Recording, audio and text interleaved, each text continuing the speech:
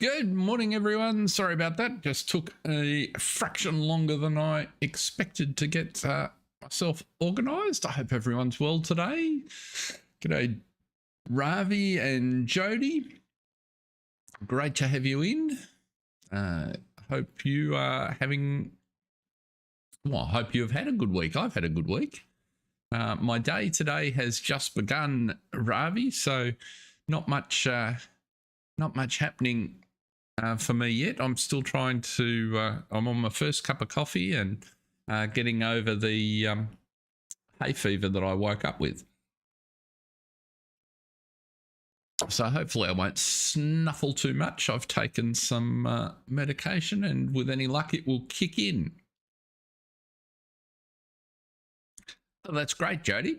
I'm glad you found a difference and now you've got a basis for experimenting. That's the key with the game, is to do some experiments and see what works for you, what doesn't. The best thing about watching other people is you get some ideas and then you try some and then you think of something else that is a variation, and that's the addictive nature of it that Cranky was talking about the other day. But let's not dwell too long here in the lobby. Let's jump in and have a look and see where we're up to on Newlands. Right button, we won't. We will better go there, and we're in game. So what I was just about to do, so we're in September, we've rolled a day over, and I've got the animal trailer. Oh, that's great, Jody, no problem. Have you got any new questions as a result of what you tried, and particularly anything that didn't work for you and you're going, what the hell is that about? Because I know I had plenty of those when I started playing. I still get them from time to time, but at least I've got some clues on where to look. We went through that cycle with Maize Plus on here. Speaking of which, our animals, if we have a look, our list of pigs has grown again because these pigs here, the first 20 that we started with that are probably getting pretty close to that point where we sell them, are they've bred again and given us another set of piglets. So we've got 46, 38, so 94 84 piglets. So we're going to sell some of those, I think. Silage bales generally are very good to do because on most maps they're quite lucrative and they're not an enormous amount of extra work. So the value you get for them versus the time you put into them. If we look at this map, for example, where are we here?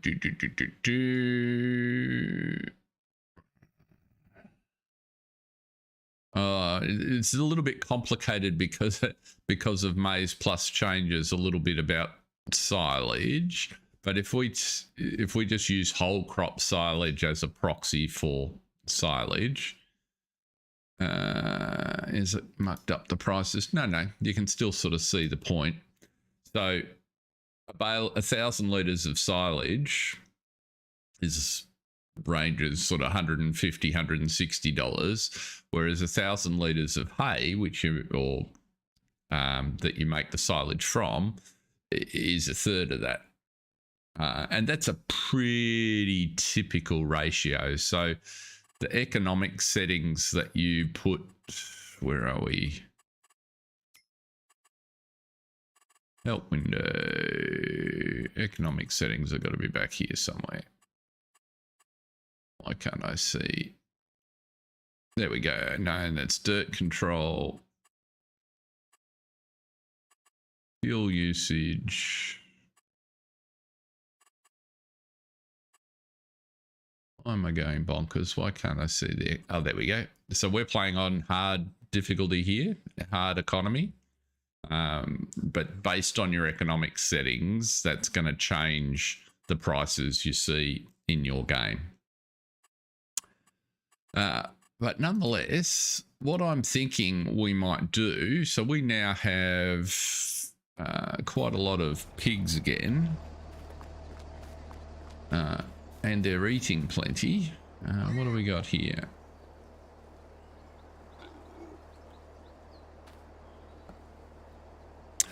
Logging typically just takes a little bit of practice because there's a little bit of coordination, but there are lots of easy ways to make it simpler for you. So you can see we've got 187 out of 216 animals here.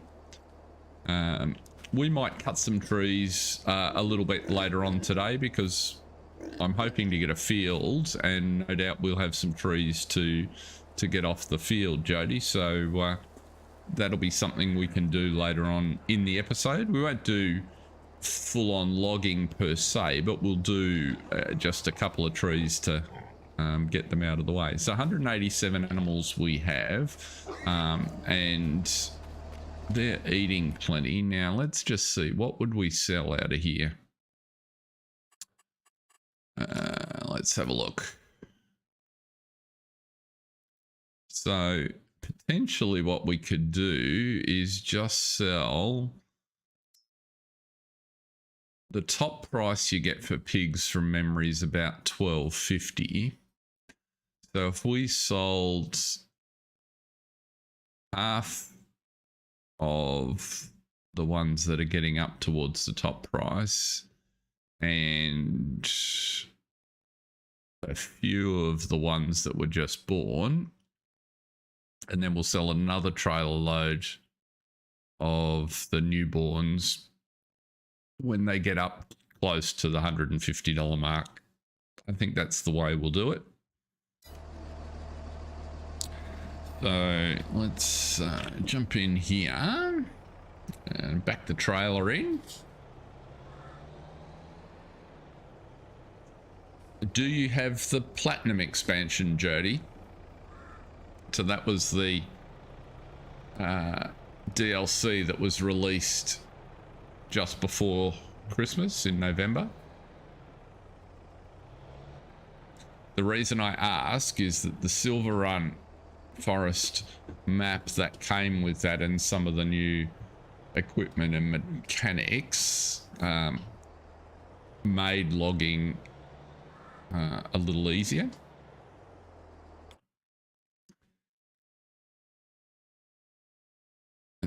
Where are we here? We want to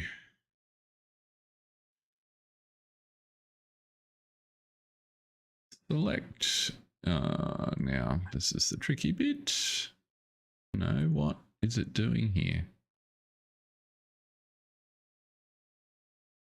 These are not my animals. What have you done? Why are you showing me the animal dealer? I'm not at the animal dealer. I'm at my...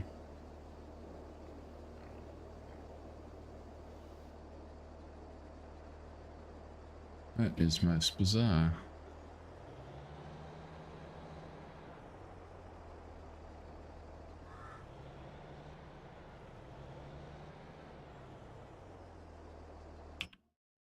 That's better. Got no idea what was going on there. Now, let's see. We wanted to take... Let's take 5 of these.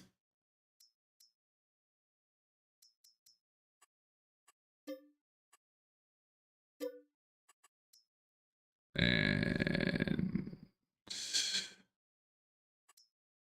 5 of these. And we can put 20 in the trailer. So let's take 5 of these.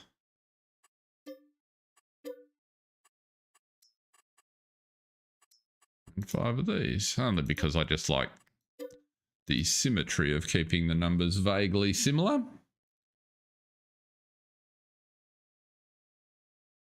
And so what we'll do is,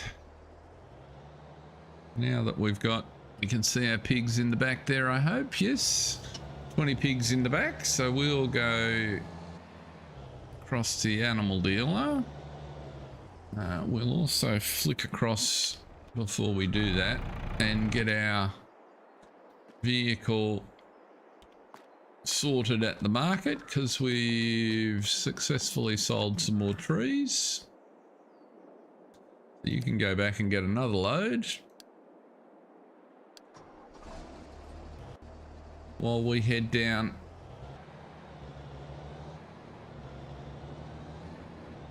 to the animal dealer, which is over here. So one of the decisions we'll need to make today is how to, which field to buy, which direction to extend out in. There's a couple of flat areas on the map which we'll have a look at shortly. Well, we're going to drive through some. And ultimately we want to own all the area around where we are. We're just sort of trying to balance the demands on our cash with the desire to expand.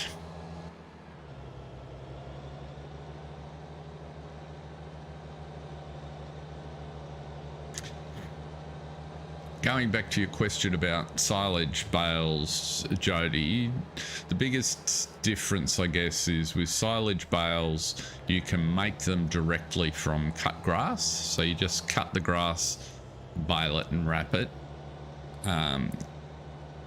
So the wrapping step is the extra bit, but you've got to wait for them to ferment if you're keeping them yourself. So that typically takes a month in game.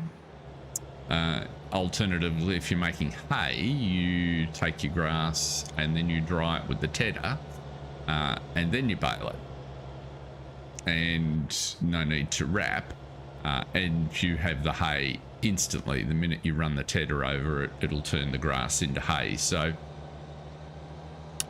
that's the key difference. The steps are slightly different. And it just depends on your circumstance as to which way you go about it. Now let's have a look here. So let's get our valuable ones. We'll sell those for 5,000. Thank you for coming. And sell all of those for 5,000. And these little piglets, hardly troubling the scorer. $400.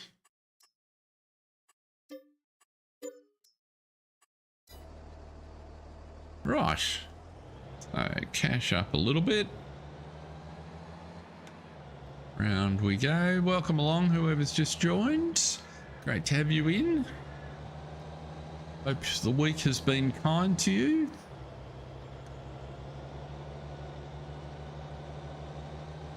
Summer's still in full... Oh, that's what I was going to do while I was there.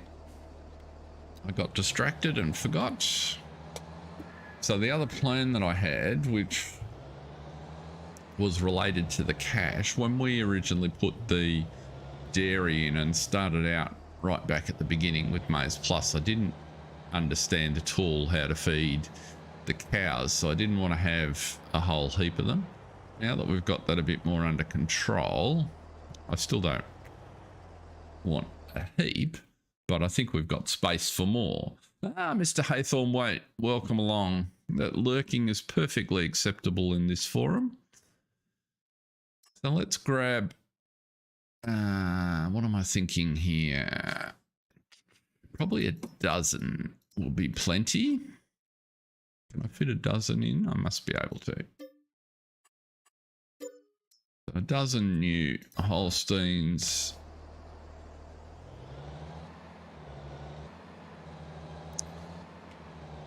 I don't know if I said the other day, Mark, good job on the oaks. So that is the map's much tidier. Still got a few issues with it, but or quirks which is to be expected in a map of that size.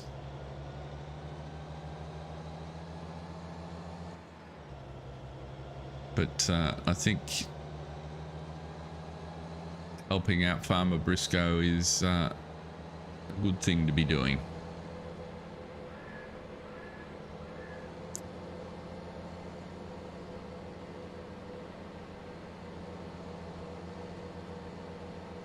Yeah, it's a tricky one for me, only because trying to stream on it, I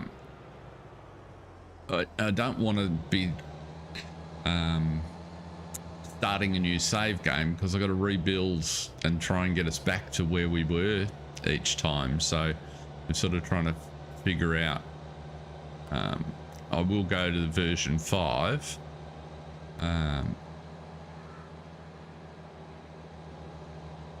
It's just a bit tricky, that's all. But it's, I understood it when I got into it at the start.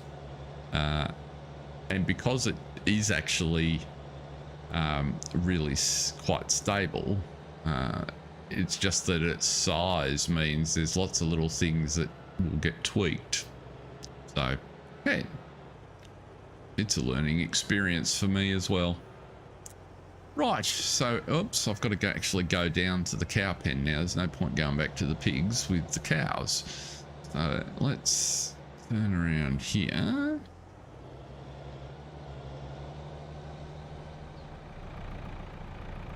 Where is our little truck? He should be back by now. That would suggest he's gotten himself stuck somewhere.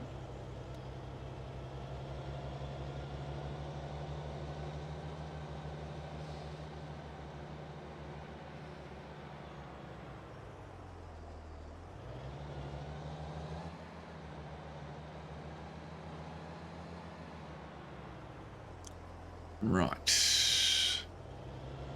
Let us back into the cow yard.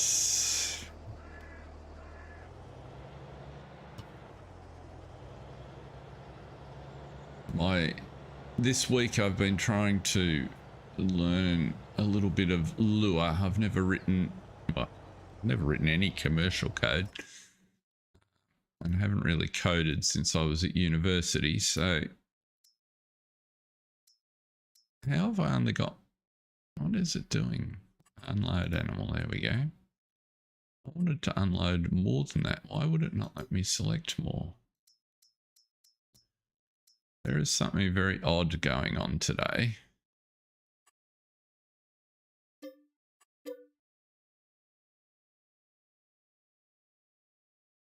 Animal type does not support unloading. Well, that's bizarre.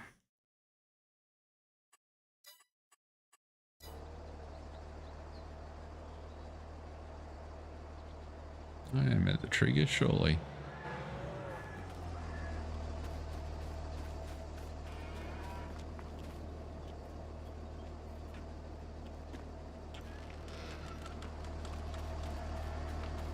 Maybe.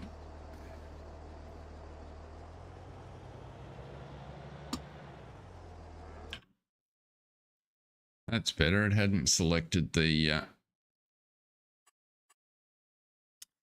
trigger. Right. There we go. It's much easier when you set it right.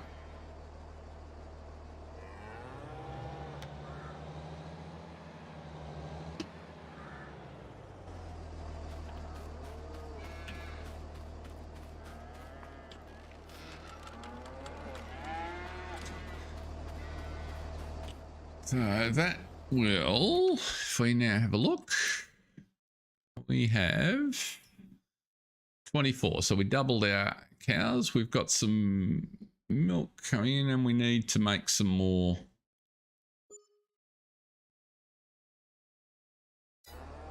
Well, yeah, so that, and that's what I'm finding. So if I look at a script that somebody's written, figuring out some of it is easy, particularly people that are organized in the way they code, or they haven't made any attempt to obfuscate it. that's okay. But then the sequence in which calls, well, the interactions with the various state machines in the game are just a little confusing. I'm sure it's one of those things, once you know it, it's straightforward, but it's not necessarily easy for the beginner.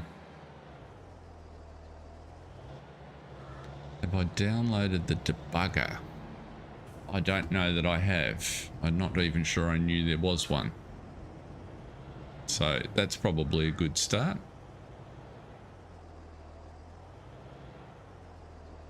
Is that like a virtual environment where I can see what's happening to the different state engines?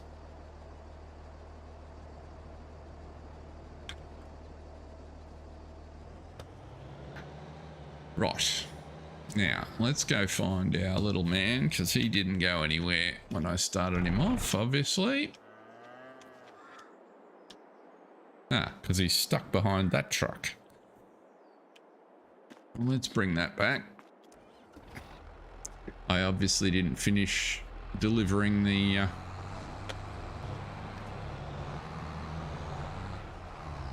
sort of. It's alright, I can live with sort of. I will have a look at it. I'm not trying to do anything complicated. In actual fact, my current objective is just to represent my... Well, I want to change the AI workers' denominations in the game to represent the family of the Putneys on the Oaks. I want to name them and set the prices, and there's a couple of mods that kind of do. There's a mod that changes the name, but I can't for the life of me figure out how that one works. And then there's another one which looks to do what I want, but requires you to have even numbers of men and women, and seem to have some odd ideas for setting the price. So I'm just trying to, and it's more complicated than I want.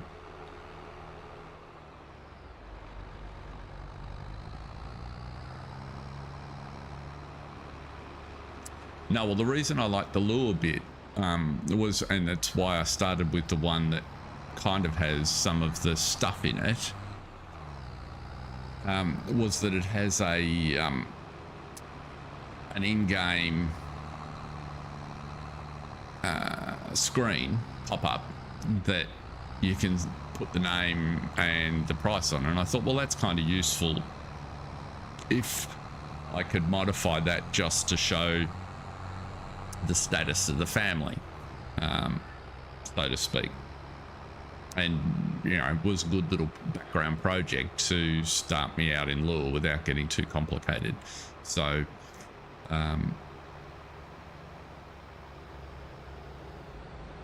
the other one I looked at was I think the coder is Oito.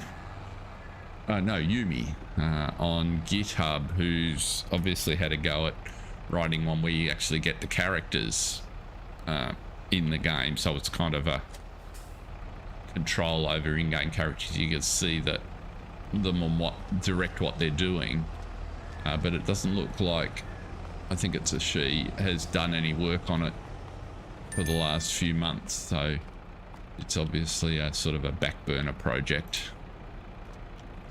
Let's see here, are we getting some trees in there? We are.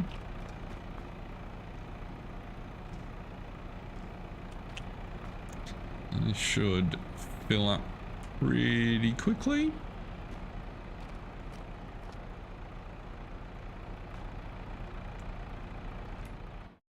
And then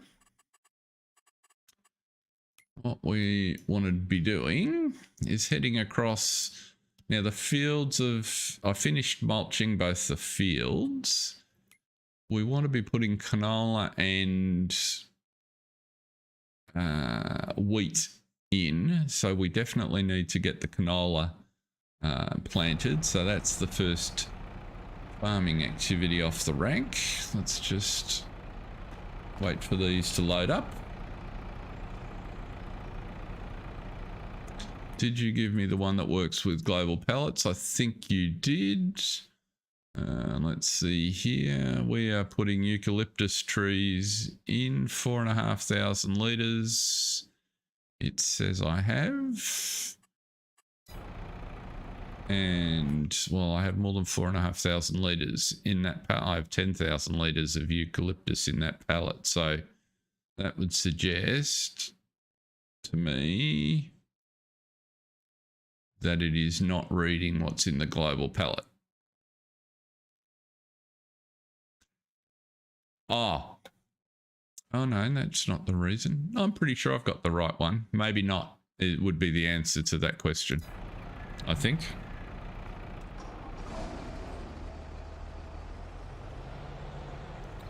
No matter. It's not a huge thing because I've deliberately not updated with the one that's on ModHub because I couldn't remember where I was in the sequence, so I just stayed with whatever the last one you sent me was. We are going to sell some trees at the... Whoops, we're going to sell trees, you doofus. Let's try that. I'm pretty sure I'm clicking that button. That's better.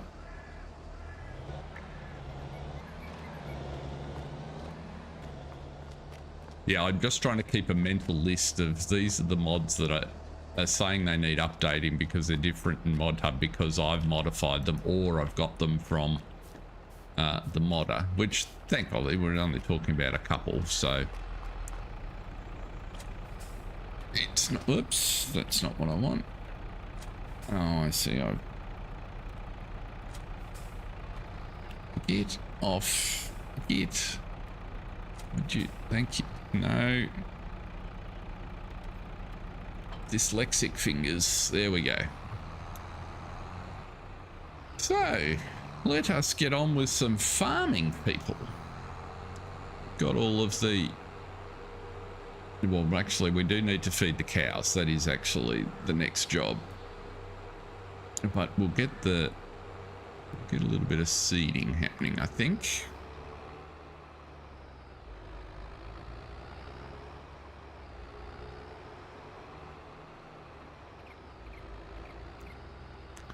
What have we got?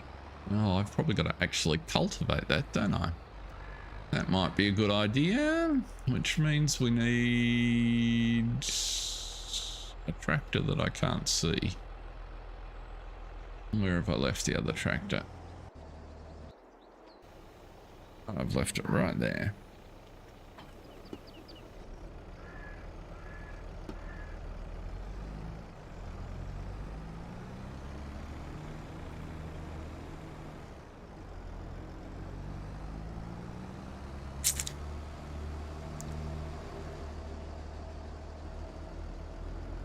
And we may even need some lime. I haven't looked at that. We'll get this cultivator sorted and then we'll have a look.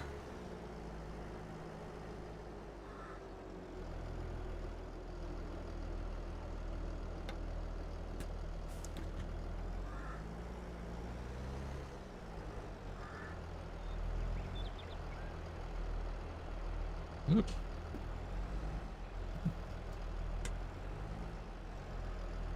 Come on.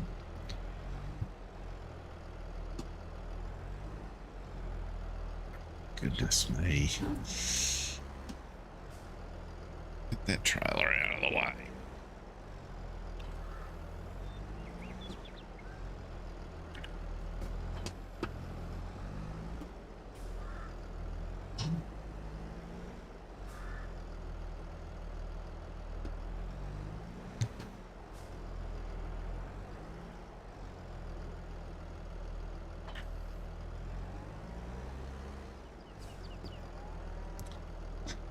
So we will... I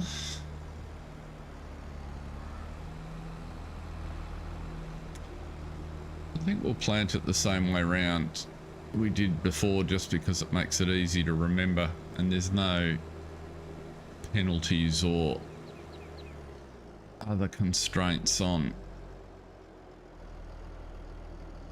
organization. So let us do a lap, I think is the way we'll do this. We'll go around and put the first lap on it, and then let the regular worker tootle up and down. Should work.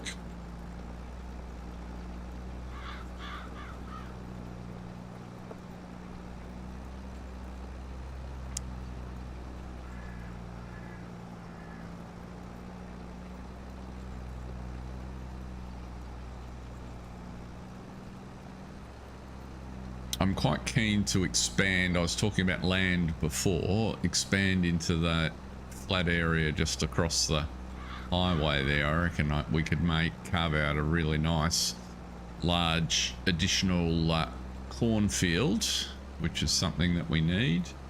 And also based on what we did last time, we also need a field to put some oats in, so that we have all the ingredients by the time we get to next year for grain grist. So there we go. There was another 17,500. So we're getting up there.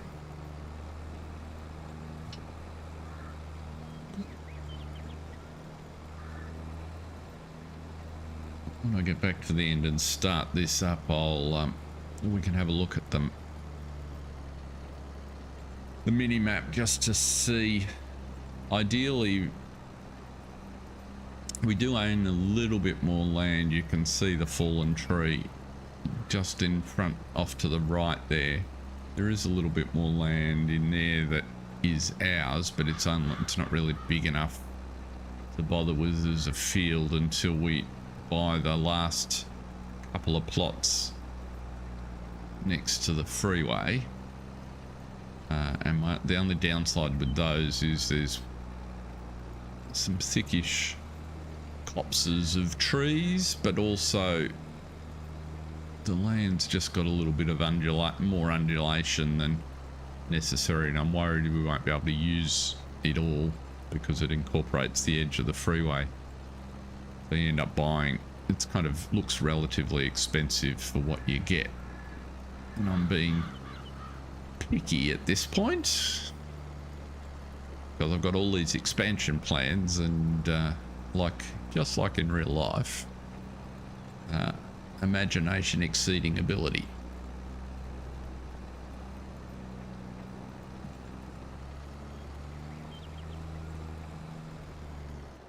Right.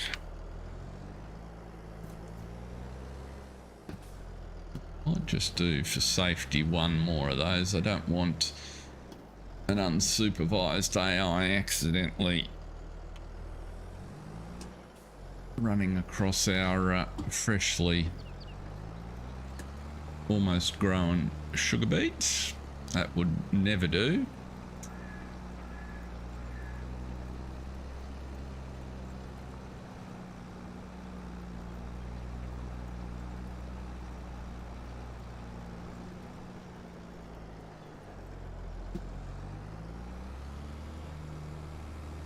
Okay, so that looks to me to be enough room to turn around.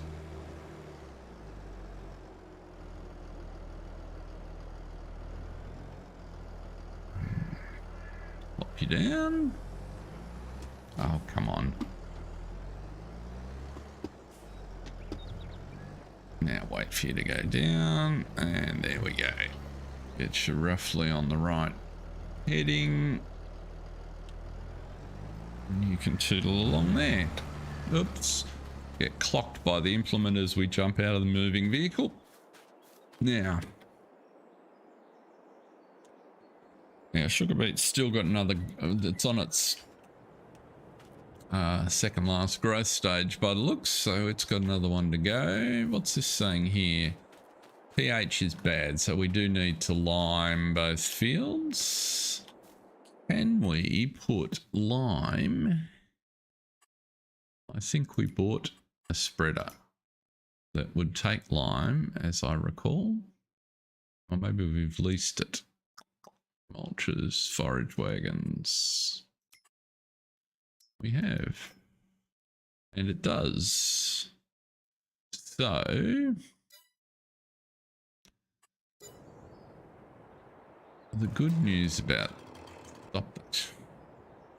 The good news about that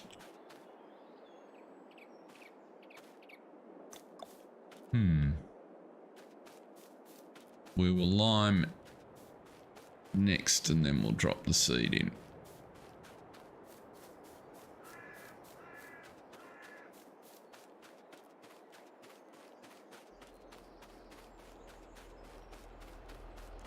Even got a bag of lime. I don't think that'll go very far.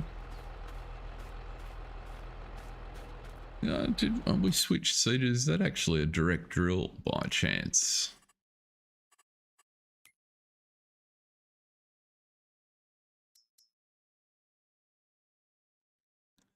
It is. So I didn't actually need to be cultivating. I had forgotten that we'd changed seeders.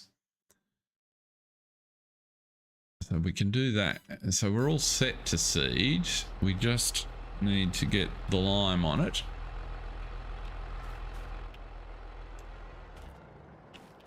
But while we're waiting, let's get some TMR made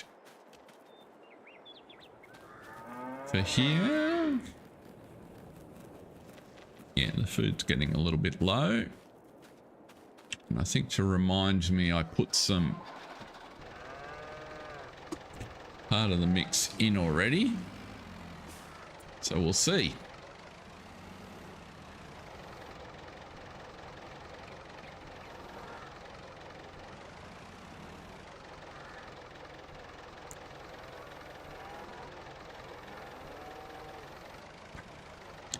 Very bizarre the way this works.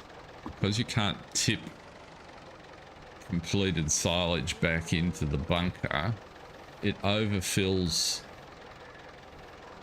the bucket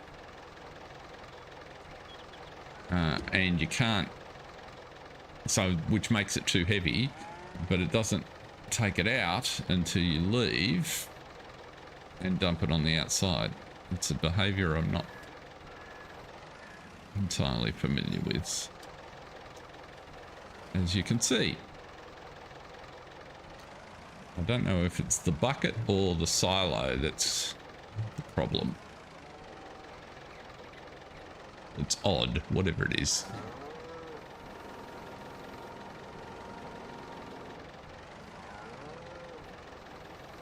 Right, so we can see our realistic recipe there. So we have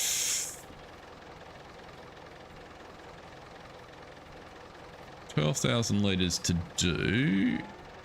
So we could go another one of those and another one of grass silage.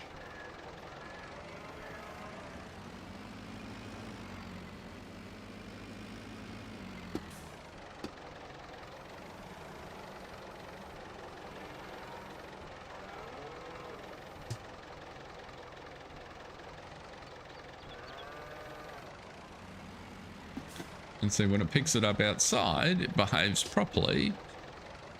So it's definitely got something to do with the interaction with the silo. Oop. Let's try getting it at the right angle.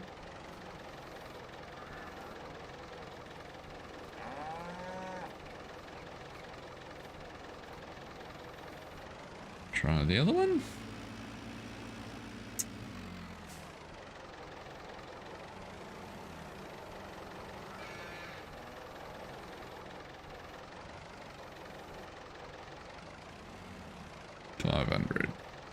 We just need a smidge. Oops. Drunk in charge of a front end loader.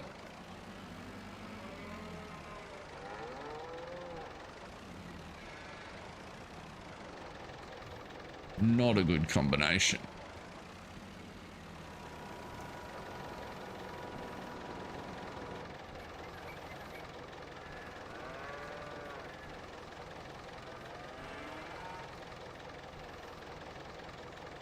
Now what do we got? That's just under 12,000. We bought some molasses, I think. Is that what's over here? Let's have a look. That is herbicide. We don't want to be putting that in. That's rustle. And that's herbicide. We definitely don't want to be adding those in. Maybe I did not. Or maybe we used it all. That's always an option. I don't see it hiding here, which is where it would be. Oh, Robbie, you're back again.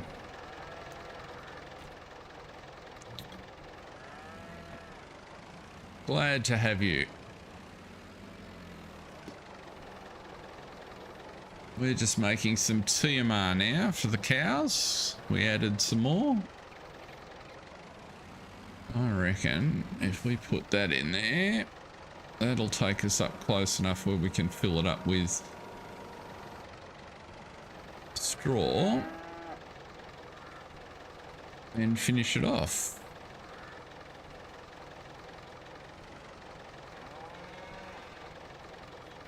Yeah, there you go. You're seeding some corn. Ah, very good. Now I need to move forage wagon out of the way.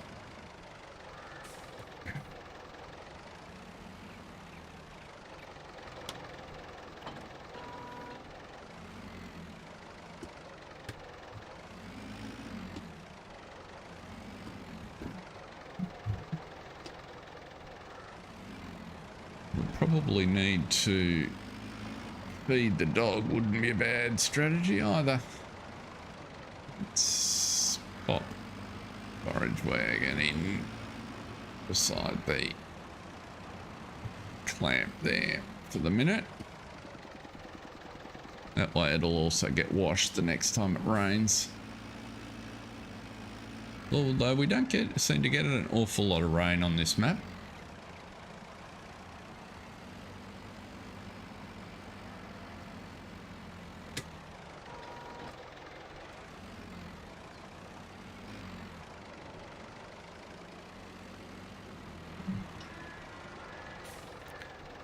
Just moving a few things around so that we can get some working wiggle room. I can actually drive through now that I made the little road. We'll see how that goes. Let's put the spout down and fill you up with straw. Plump.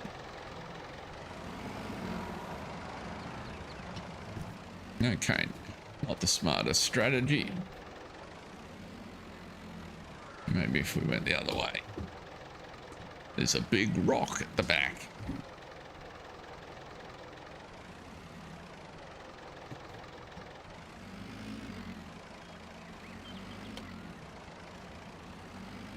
Just a bit bumpy, that's all. There we go.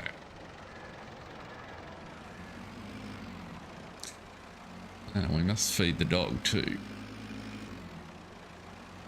I usually remember at the end of the episode.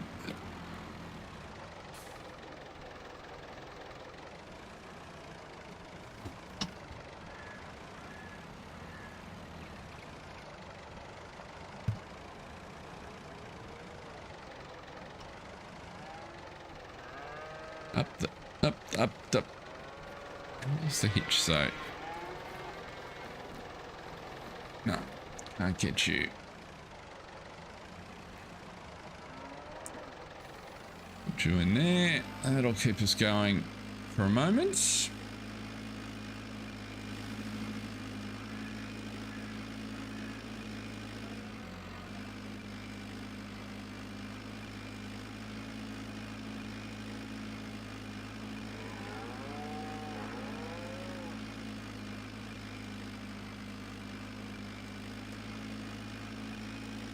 Is it a big field you're seeding on, Ravi? And what map are you on? Forgot. I think you've told me before.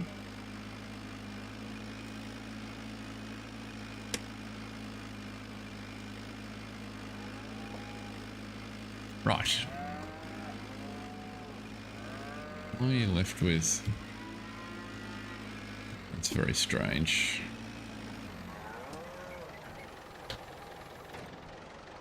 Why are you left with 8 litres of straw? That's quite odd.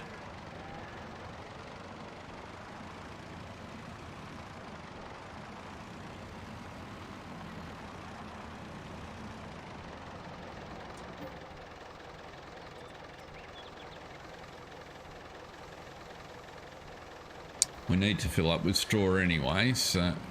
Or do we? I can't remember if I needed straw in the cows. I know the pigs need straw. That was what it was. Let's have a look. The cows could take a little bit of straw, but their food's looking a lot... That's really interesting.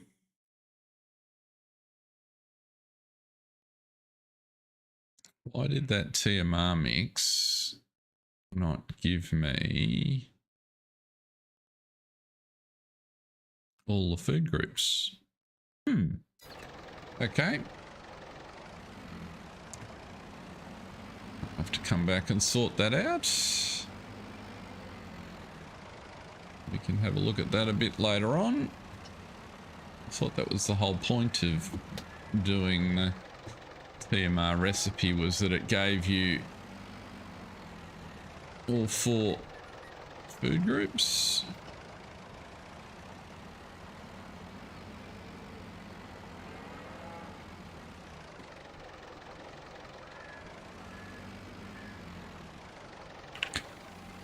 We can overload some straw.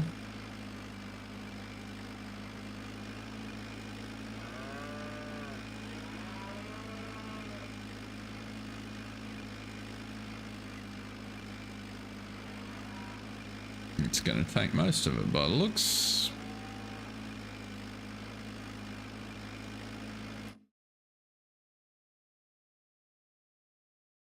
That's interesting. It's not taking it as straw. There is something very buggy going on today. And now it's left me with... What on earth is happening here? It's now left me with grass silage in them. How did it do that? Am I getting any errors?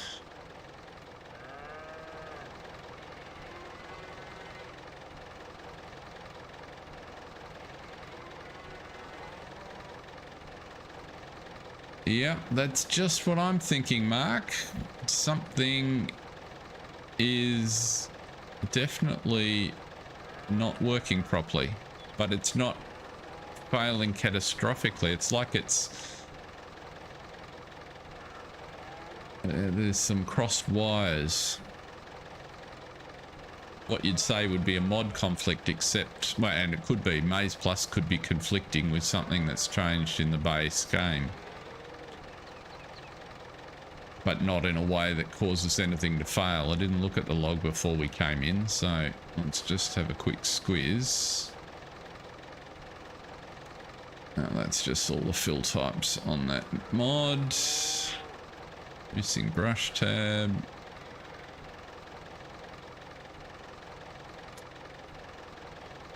Pleasant View Farms. How the hell are you? Feeding done? In for breakfast?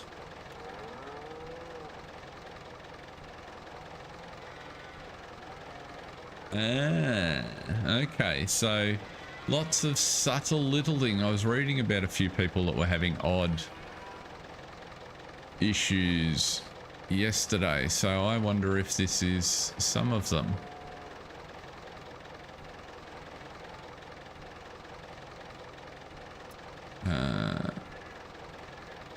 Just duplicated definitions. Oh, evening for you, of course. Sorry, I got my days confused, times confused. I'm just confused, let's face it. Another duplicated definition, and okay, that's not very exciting. There's nothing in that. Yeah, I did see the floating containers, and what made that even more interesting, not even in a consistent location. So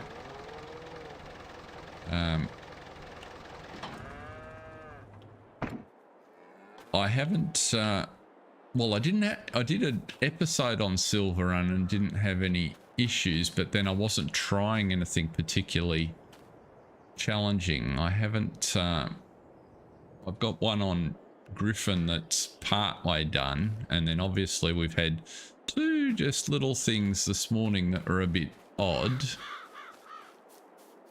One with the behavior of the animal trailer, and the other just now with that feed mixer. Looks like my man over here almost finished. I am in the future. That's always confusing. What do they call that? Temporal paradox, or the sci-fi folks have a phrase for it.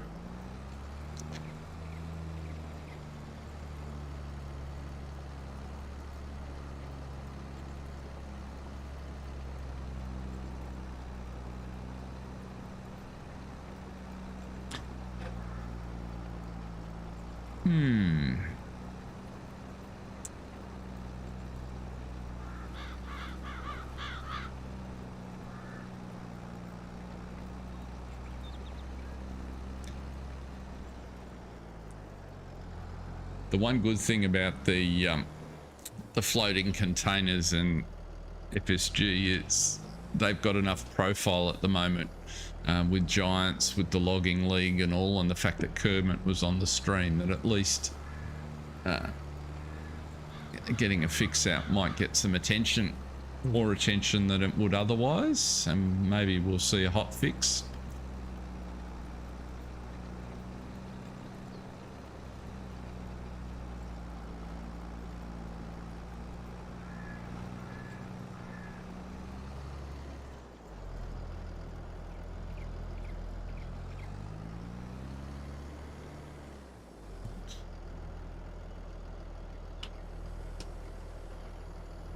Alright, so this is done. So now we can go and think about liming. Now, as much as I want the cash to fund a field, I don't want to be tootling across to the store to buy lime, and I don't think there's anywhere else to get it at scale. So what I'm thinking is that we'll put a delivery point in.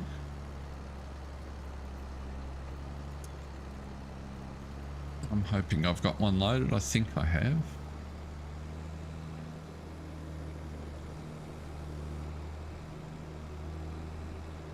Oh, I got some canola sitting there that I need to do something with as well. Can't be just leaving that out at the field, even though it is just for animals.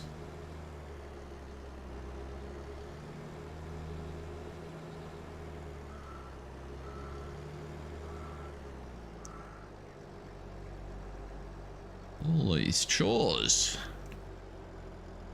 So I'll you up here. Now, let's think about this. If the logical place to put some lime is over beside those other two silos, what have we got? Containers. Fertilizer. That one can be filled. That's a buy station. Why do we have buy stations without fill pipes? This doesn't look right. Here we go. These might be the trick. Have I got viable seed? Lime. $45,000 feels excessive.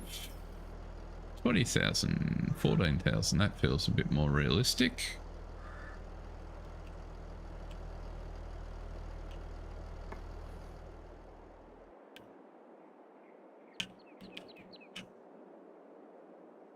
We can, maybe we've got to take that tree out.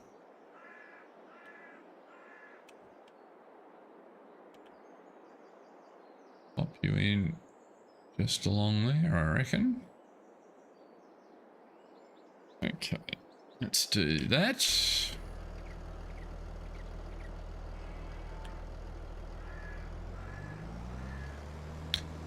Let's go and get that header trailer out of the way. Moves the tree.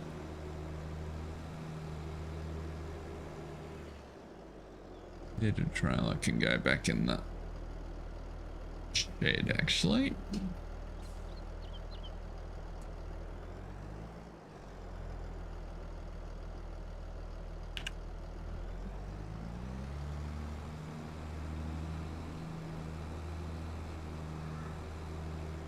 Whoop-a-doo.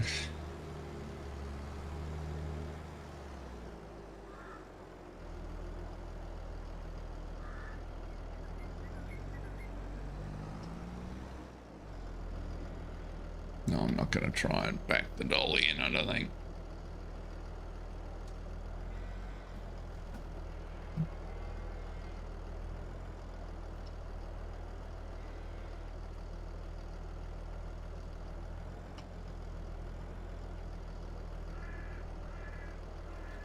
As he proceeds to try and back the dolly in.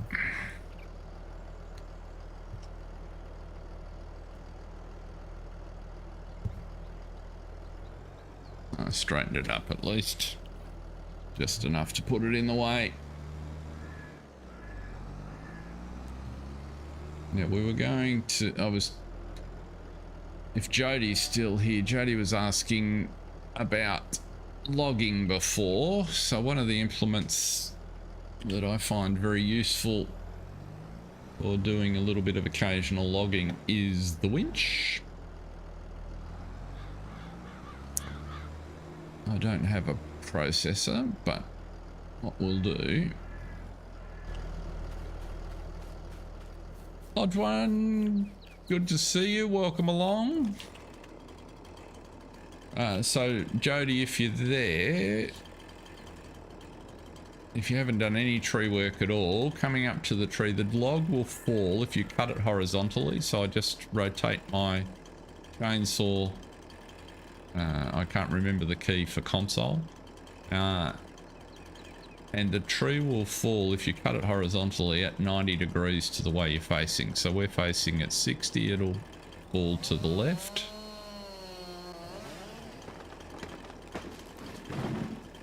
Like so. Now if you're on console, you can't do this. I'm using a mod called Lumberjack to strip the tree.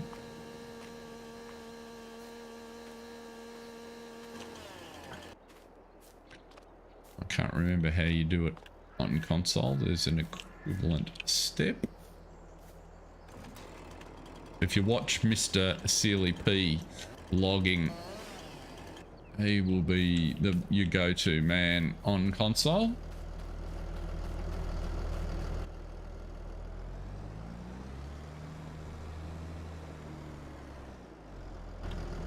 That you can connect your, if you've got the platinum expansion, you'll be able to. Why have I got no winch?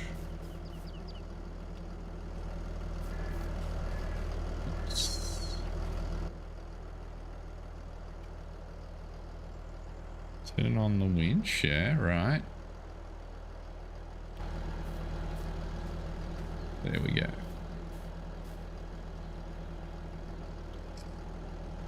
Attach the winch.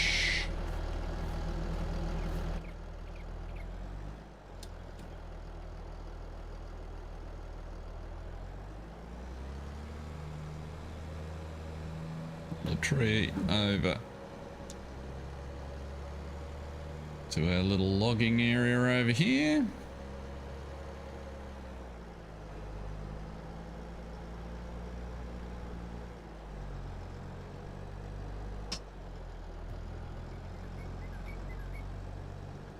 Let's get it out of the way.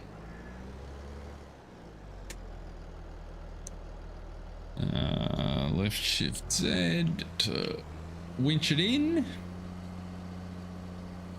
How is Canada this fine week, Hodge One?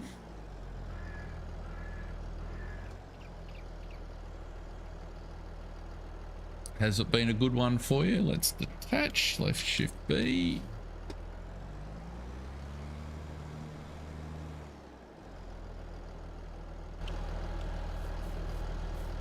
Let's just cut you in this direction into pieces. What's that? 7 meters, 6 meters. Again, Jody, if you're on console, you won't have this neat little measuring tool. And so what you'll see Mr. Sealy P do is cut a measuring stick to achieve the same thing. And he makes nice neat piles to line them up so he can cut a whole bunch of trees all to the same length. 6 meters is just convenient for the size of the haulage equipment I've got here. So that tree's out of the way. Let's put this lime point in. Ah, bugger. Technical term.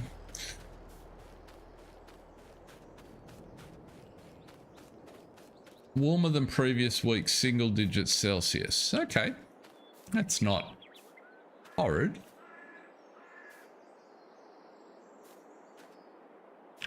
Gonna say, where did that stump go? Right.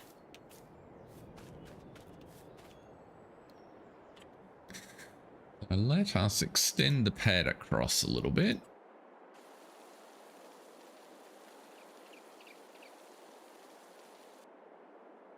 And put our silo container. Is that the one I want?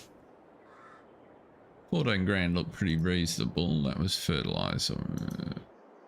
Silo lime.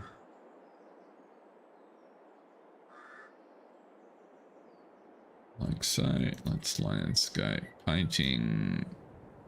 Is that the... Yeah, let's put a pad for it to stand on.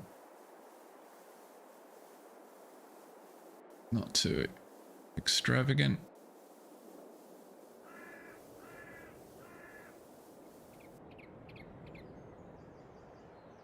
Morning, Jack Sarge.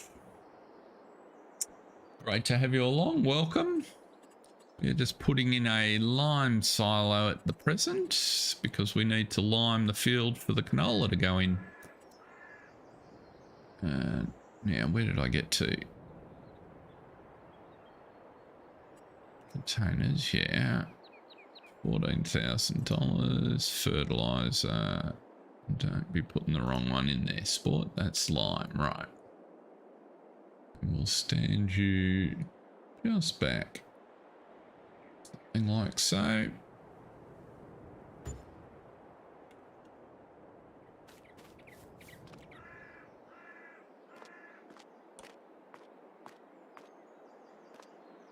Or do I have to actually fill it myself?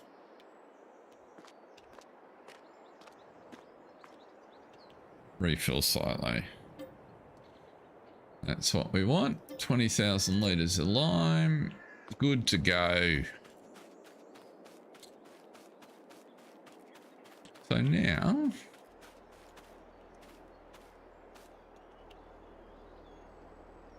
Oh, sounds nice, Hodge One. Being in an urban area, does that, at this time of the year, does that help with the keep the extremes of temperature down.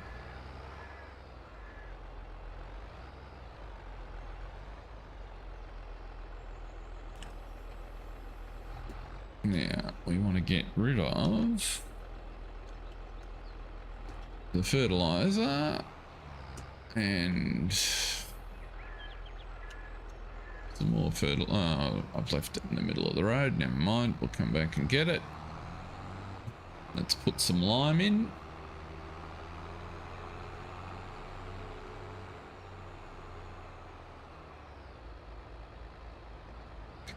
And while we're liming, I'm tipping that both fields are going to need it.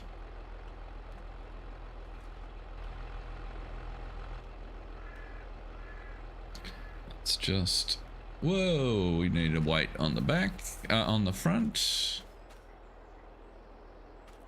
Yes, we need a lime on there as well.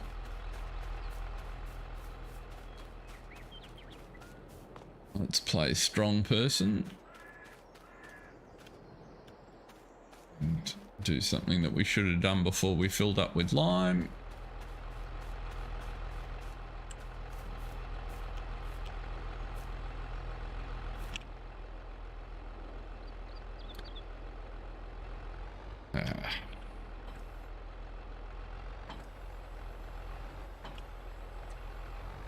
That's better.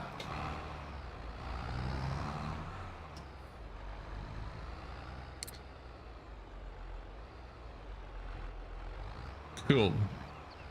Yeah, I get that it's still cold. There's a big argument here raging in Melbourne about how, as they've developed, particularly to the west of the city over the last 30 years, they've taken out all the green zones, and so as a consequence, the suburban area is hotter than the surrounding land. Measurably hotter. Whoops, that's wider than I expected.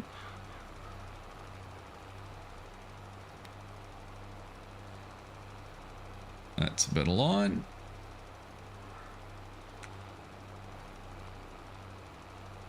They've even got a team for it, urban heat islands, they call them. It's really interesting when you look at the infrared maps. Yeah, no worries, hot fun. Wow, that didn't take long. I knew we'd burn through it.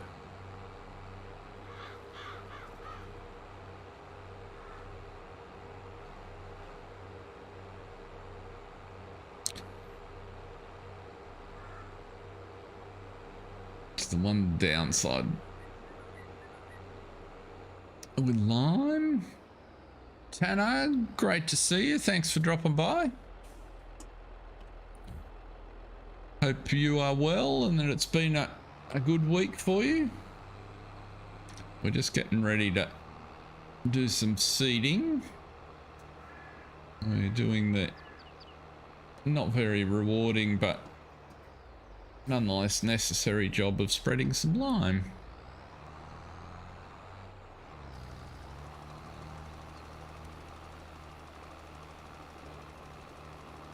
And as usual, tain't going far.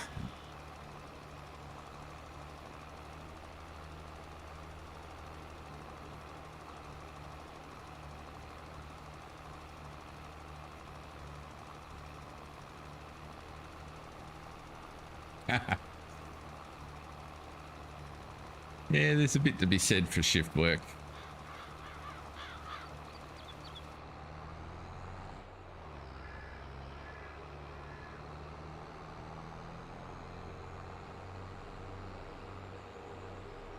So you're talking about the heat islands, that Hodge one.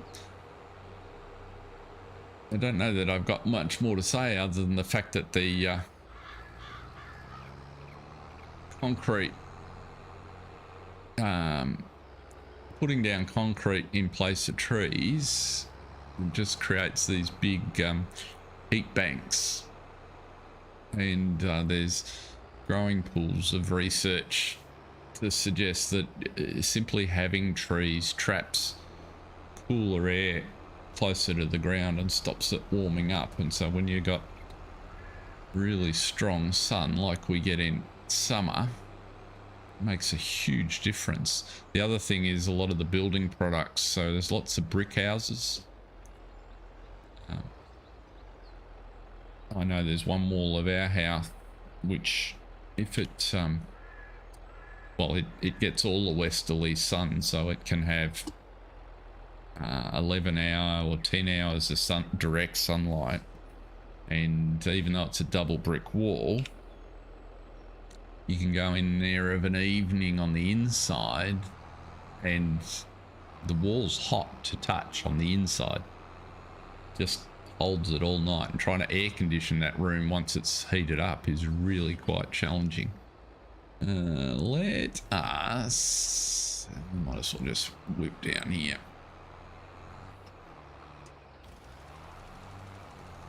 Quite right about there.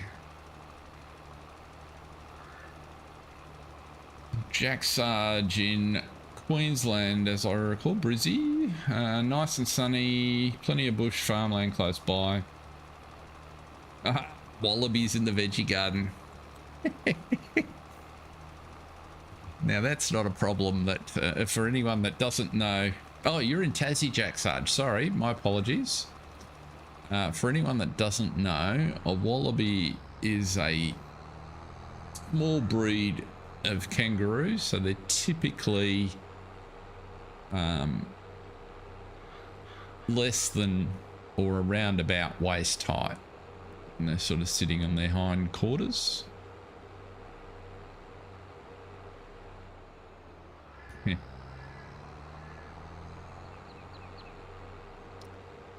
So the best answer to that question is to keep them out.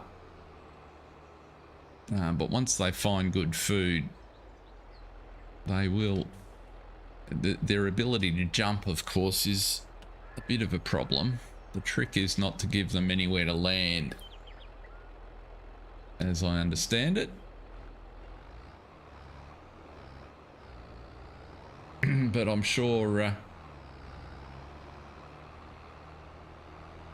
Jack Sarge is a somewhat of an expert. Oh, there they keep coming back. They're animals.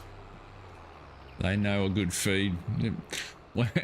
When some bloke's good enough to provide some good tucker, they know where their bread's buttered.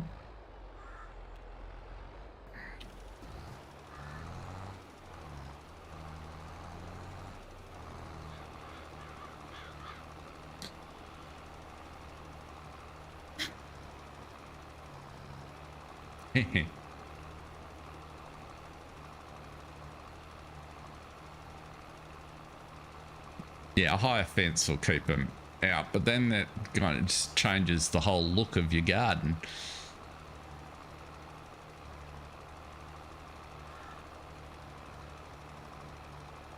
The greenkeepers on the golf course are big fans of them.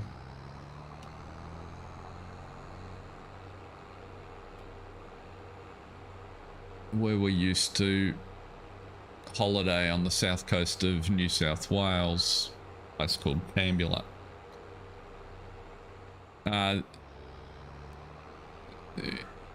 So they're in some areas they're culled.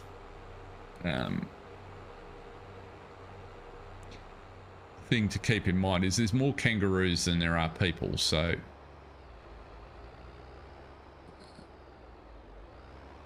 there's plenty, but they do get to plague proportions in some parts of the country, and the bigger kangaroos can get quite aggressive, and they're big, right? You know, a big red kangaroo will stand comfortably taller than a man.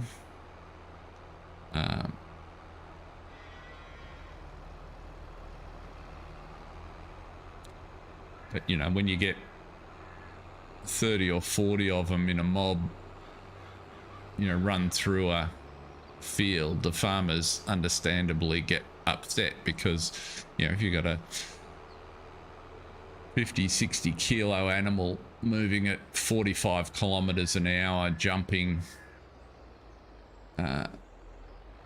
30 or 40 feet in a bound, you can imagine the divot they leave across the field.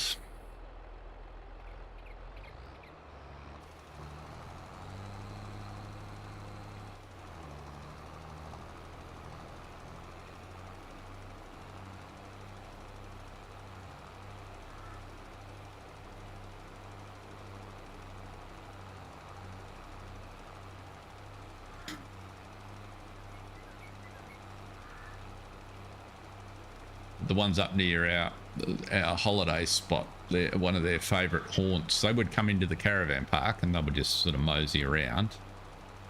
No, I've had them in the caravan park, so if you, and this would have been sort of medium size, so a little bit bigger than the ones Jack Sarge is talking about, but not the full-on red kangaroos. I can't remember the name of the particular species, but they would stand bigger than a child, so probably the largest would be 4 or 5 feet tall. But if you didn't put the food away, we were in a tent, and it was a large tent, so there's kind of like a kitchen area on the end, and if you didn't put the food away, it was not at all uncommon to wake up in the morning and find them in the pantry going after the bread. Have I used all that already?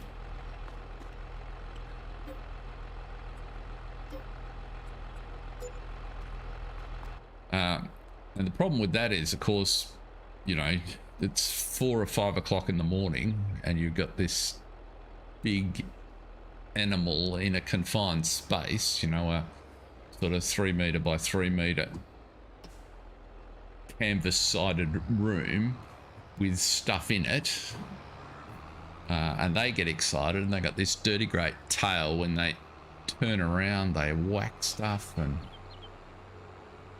it can all get a little bit exciting. So of course the trick's to keep them out, because they're not generally aggressive unless you threaten their offspring or the like, but it's not something you want to be dealing with early in the morning.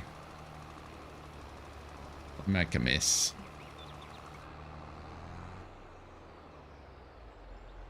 Oh god, did I only put 500 litres? I'm trying to tell a story and drive and farm and think. Brain just not good at doing multiple activities.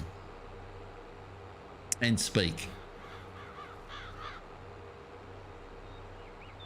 Right.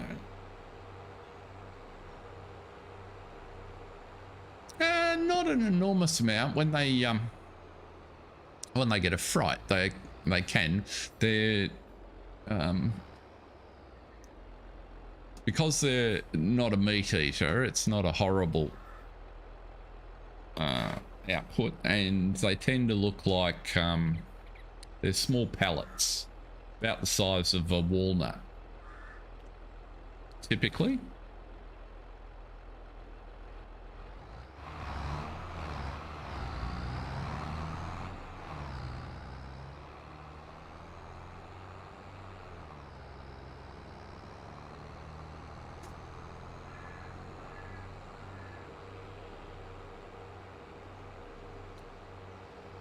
But on the golf course in the afternoon, they like to sit on the greens, presumably because they're cool and often shaded.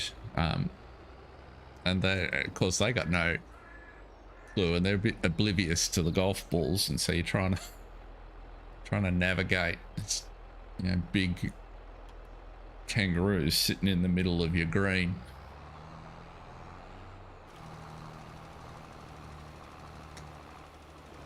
The sort of thing that makes for really good tourist snaps, but after you've played there a little while, it's just annoying.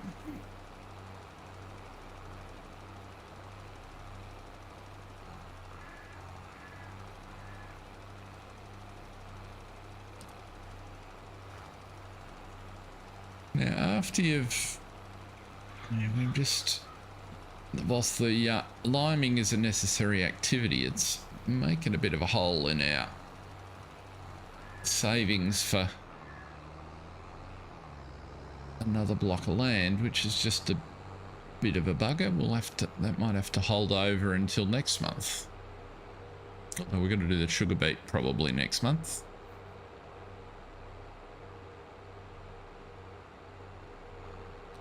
Just about done enough here to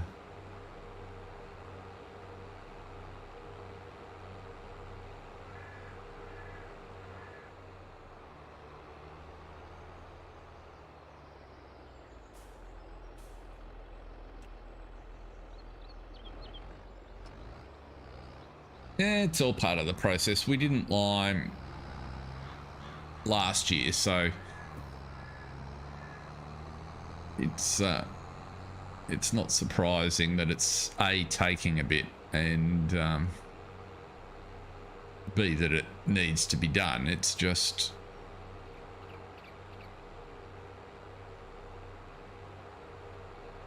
I typically on my other games I don't tend to use the 42 meter spreader for some reason. It doesn't feel so bad when you're not going through it at such a rate. And if you want a tip, so that in my humble opinion the best, albeit potentially cheaty, lime spreader is the Yarn R Brazilian one, because for some reason its dispersal rate is way lower.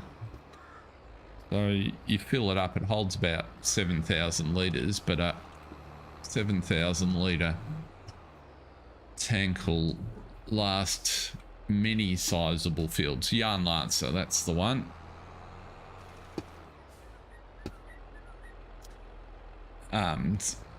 So I quite like it, particularly on single player, because you still go through the process of liming the fields. Its spread isn't at 42 meters, so you've got to do a few more laps, but you're not filling it up all the time.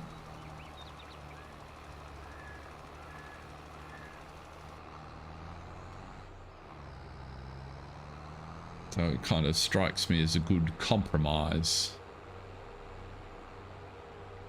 Actually, I think Jake and Paige have one on Silver Run Forest Farm, if I'm not mistaken.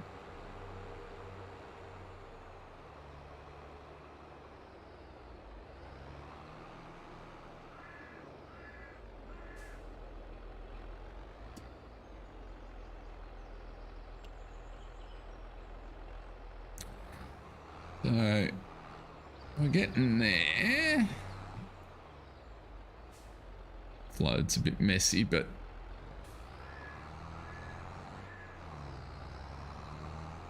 there you go.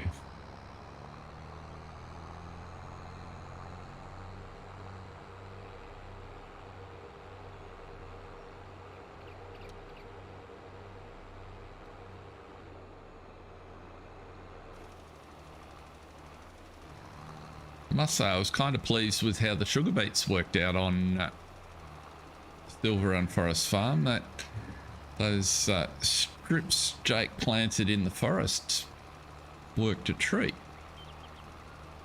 I'm quite pleased with those. We'll be expanding that for sure. Just got to figure out something to do with the sugar beets on the map.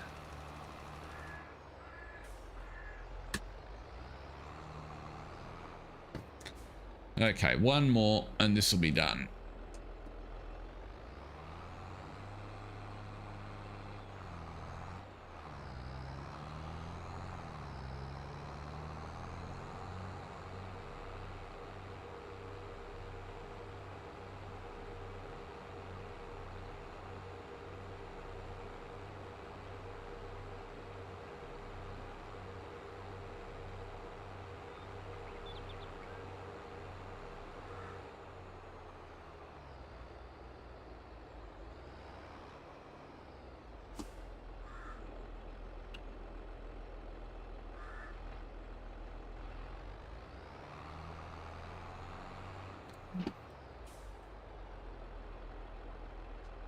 Now I'm kind of wondering in Silver Run Forest Farm whether we might get some the green movement might arrive in town and tackle the old sawmill, potentially reduce its operation, maybe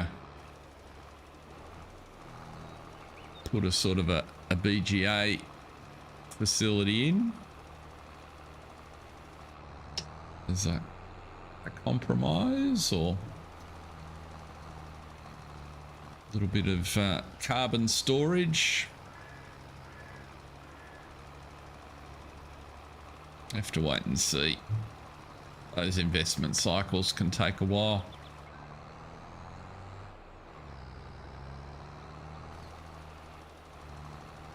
Rightio. I reckon that's enough lime. That will do the trick. I might as well spread it actually, because I don't want it in there.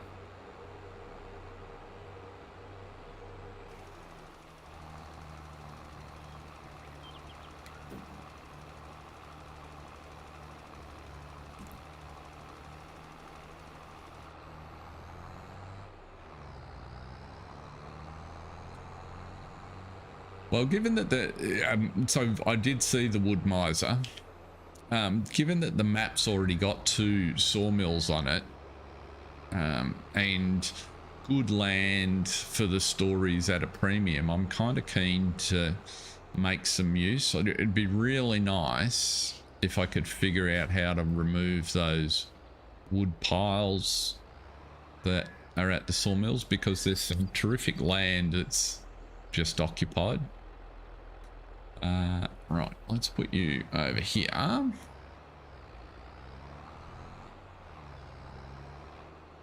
We might drop the other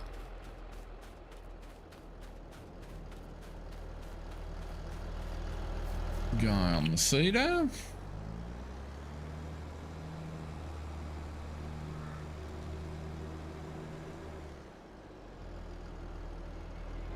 I have done some experimenting with those wood piles, and it is possible to landscape them under, but the trouble is trying to make that, because they don't give you enough textures, trying to make it look reasonable is a bit tricky. Exactly. Well, and I'm not even sure whether that mod would have helped for a locked map, Jack Sarge, but yes. All they needed to do was, and it doesn't, you know, I get that they sort of want to maintain the feel of the map, but for some of them, so if you buy the land, give you the ability to remove some of them would be nice. Have I got enough in here? That's enough seed for canola. It might be actually. Planting canola.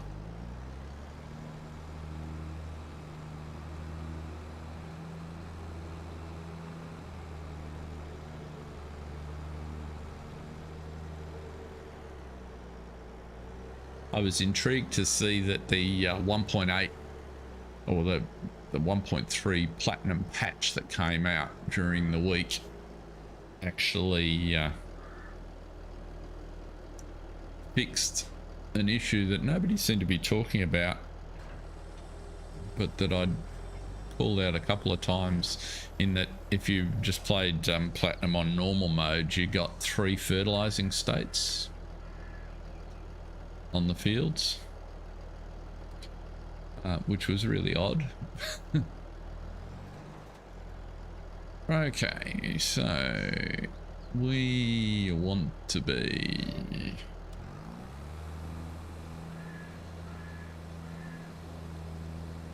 we're seeding.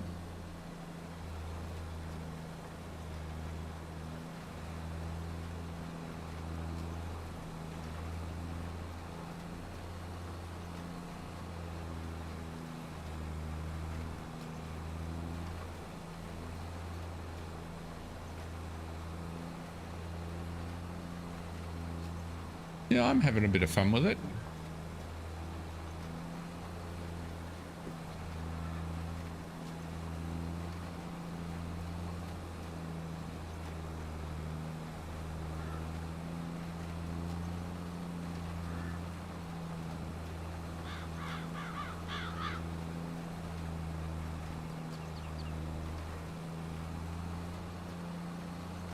It just requires a little bit of imagination when you kind of look at the terrain to try and figure out how not only to approach it so that it's not utterly ridiculous, but also what equipment you're going to use somewhere in the future to be able to work it.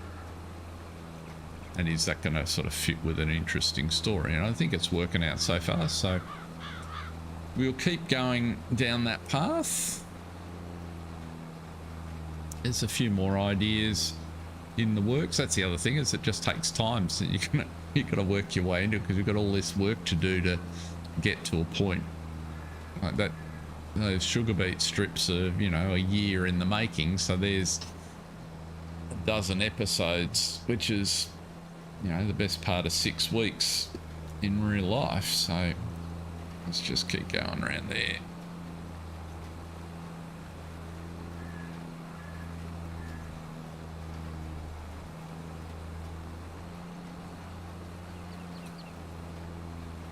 Right, sure. So we will...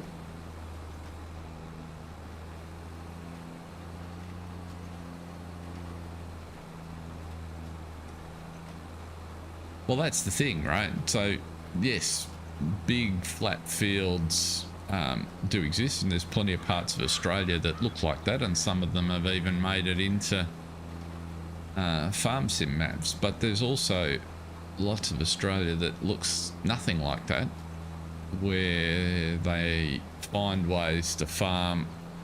Now, okay, they run sheep and do all sorts of other things, so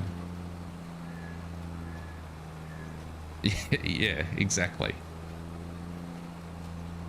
Now, would they necessarily do it the way I've got about it? Well, probably not. It's probably as impractical as hell. Whoops, missed a bit there. We'll come back and get that.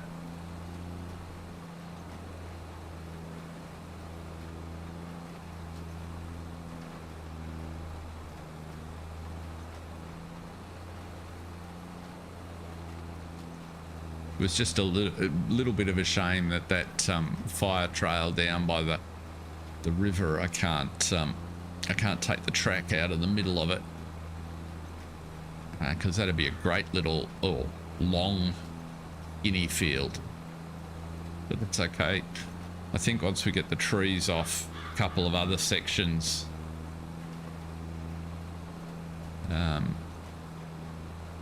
we will manage to...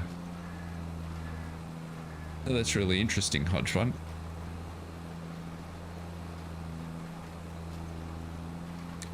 I mean, it's probably similar in that in Canada, you know, that Europe's farmlands have been in place by and large for thousands of years, really, well, certainly hundreds. Whereas, you know, Canada and Australia and parts of the US, they've been carved out by the colonial settlers over the last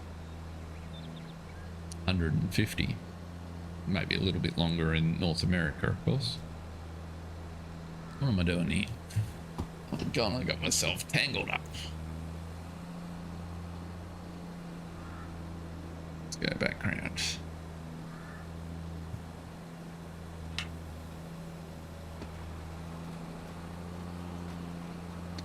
But yeah, on the eastern seaboard of Australia, when they finally figured out that there was country you could farm, you know, they had to get the eucalypts off the land. Well, you know, eucalypts in a field are hard work to get out. And so in a lot of places, you know, they didn't take them all out. They just farmed around them.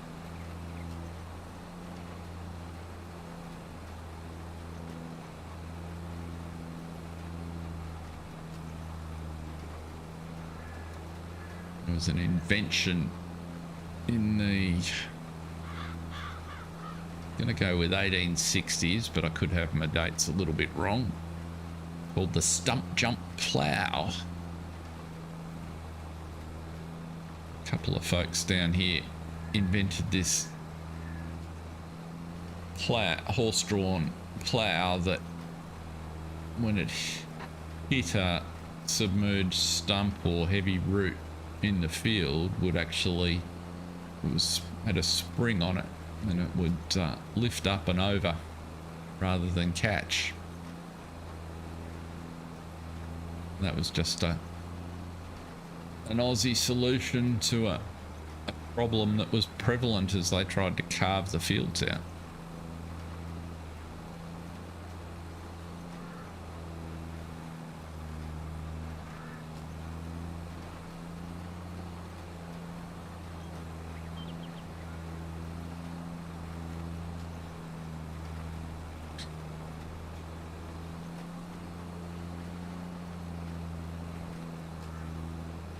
I suppose if I was really clever and creative, I'd dig out some pictures and figure out how to make it into a mod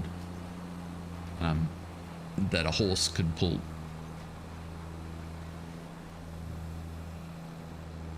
That's one of those things that sort of looks like a really good concept in my head, but I'm not sure that I've got the technical skills for that one. Well, thankfully this isn't taking a lot of seed, so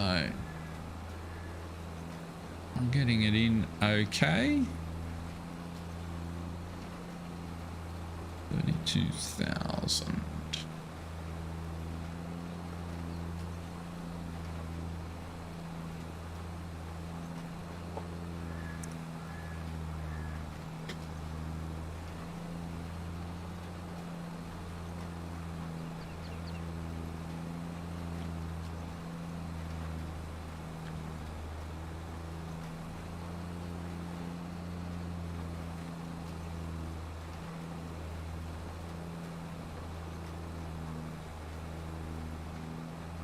Let's go get that stripe over there.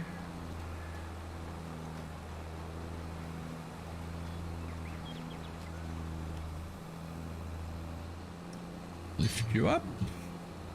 Come back around.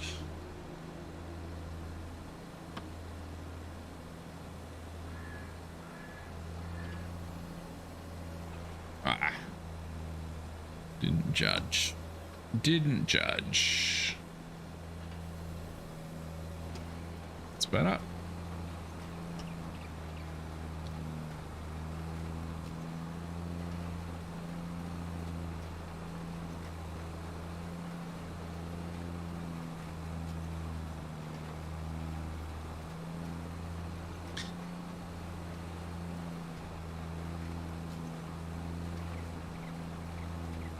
Well, this is coming along quite nicely.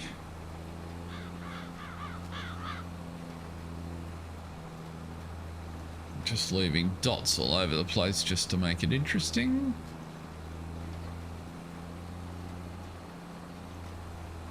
At least I can see them, I guess. If I hadn't limed first, they might be a little invisible.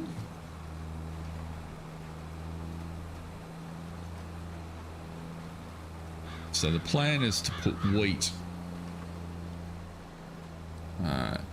in the field next door, because we've got plenty of barley in the silo, and what we discovered last time, we put down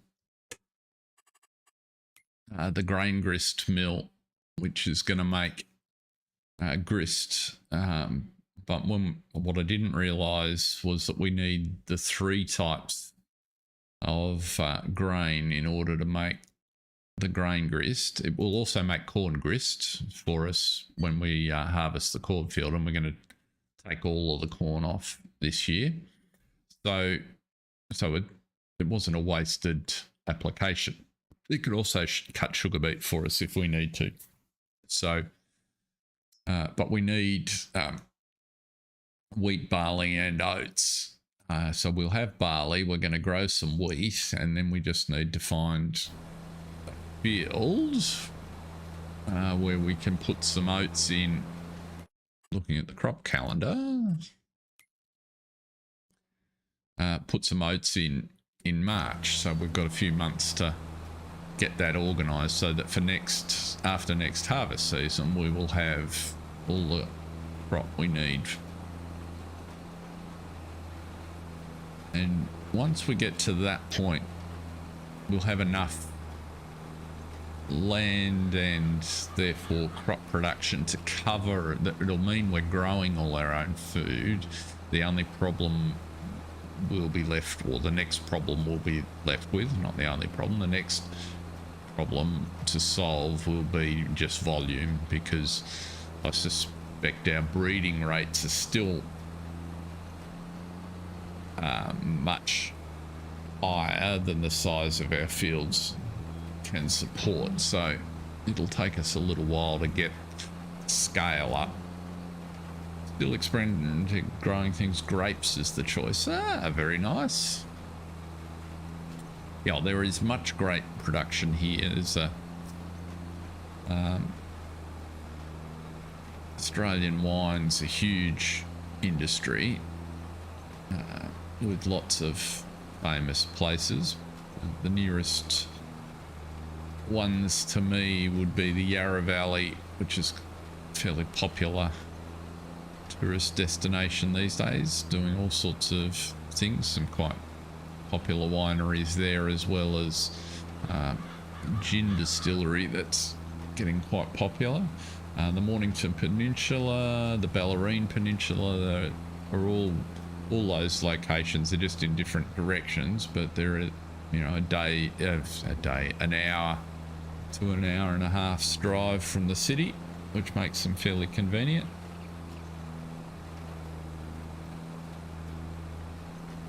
Yes, that's quite a popular way to decorate some gardens. And of course there's, you know, huge internationally famous vineyards in New South Wales, South Australia and Western Australia.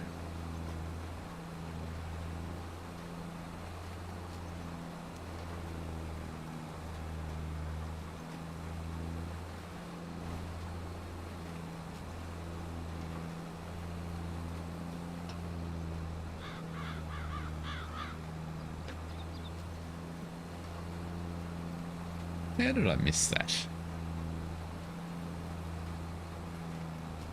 Sheer incompetence.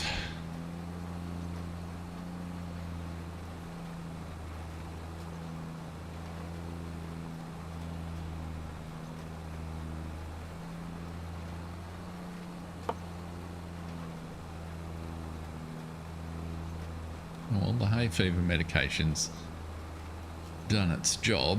But now talking for a little while, I feel like I've been gargling sandpaper.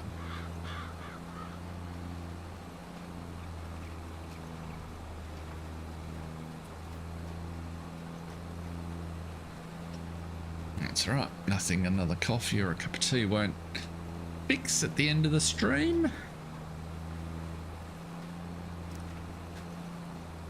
We'll be back on the Oaks with the Putneys on Monday evening my time, so Monday morning UK and US. That map's promising to be quite a lot of fun. I'm quite enjoying setting that one up.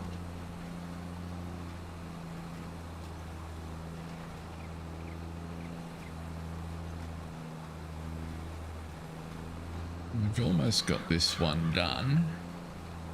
Let's see. Let's try and get that dot because it's annoying me. And that one over there.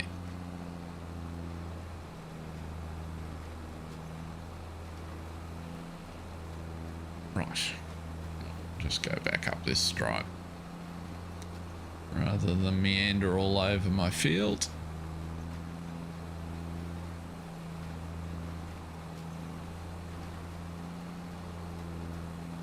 Now, if we want to roll this, we've actually got to buy another frame for the roller.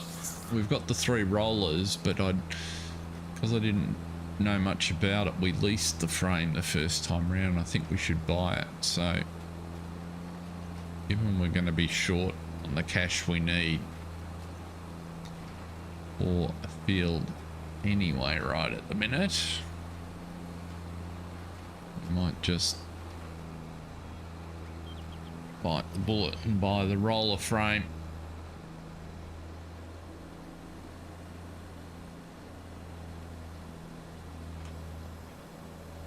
And then that's another piece of, oh goodness, didn't do that well either. Another piece of equipment that's on the owned list rather than the leased list. Which we're getting there fairly steadily. We have been expanding whilst continuing to build up our stocks of owned equipment. We haven't looked at the second-hand options today. That's a good point. Big fan of what have we got in the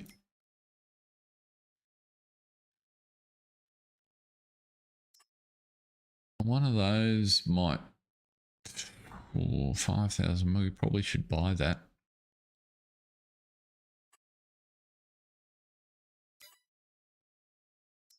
And that one's too small. And the Mac doesn't belong on this map.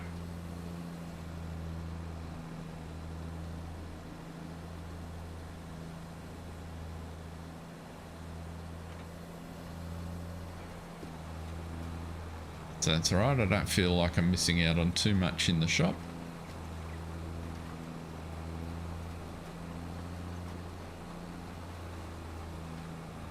But I think I returned the roller that we had, even though it did a good job, just because we're only using it once a year at the minute. So maybe we are not the roller, the silage clamp roller I'm talking about. I don't see it sitting over there by the cow shed, so I'm thinking we should probably go to the shop next and we can buy the frame for the roller, and then that will give us the ability to roll this in. We'll put the worker on course play to do the wheat fields.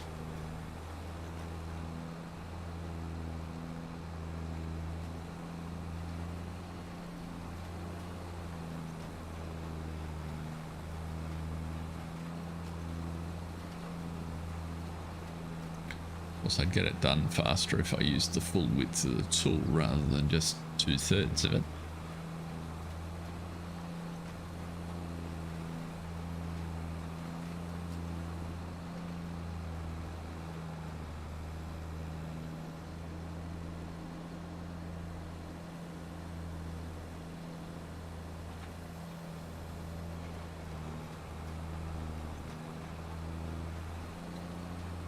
There we go.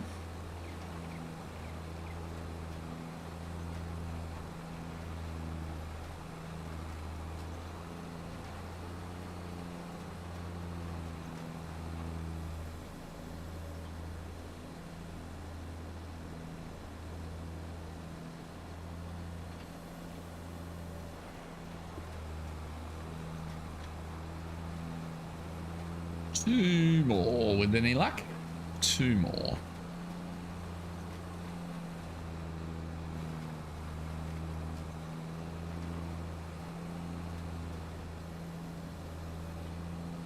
Let's get some of these dots.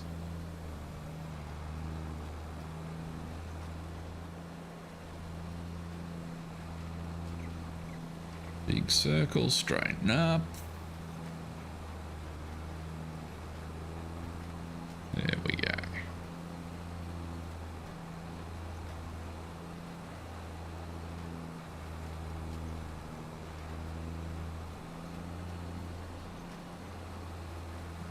Anyone in chat got any interesting weekend plans?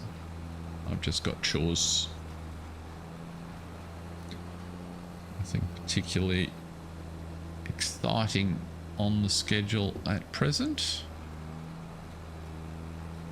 Right, 2 more dots and we're done here.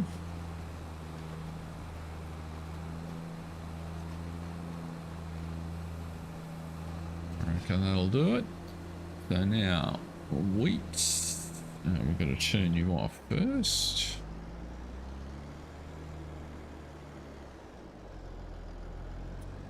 Nothing to write about. No, sometimes that's a good thing too. Now, select seed. Let's go for some wheat. Let's go into our little worker menu. And we're on the barley field. Yeah, which it's correctly assessed. Open the generator. 6 meters is right. 3 headlands is good. Start in the center. Sharp corners, lovely. Generate the course. Whoops. Let's hit the right key. That course looks good. Wants to start on the other side. We'll take you over there.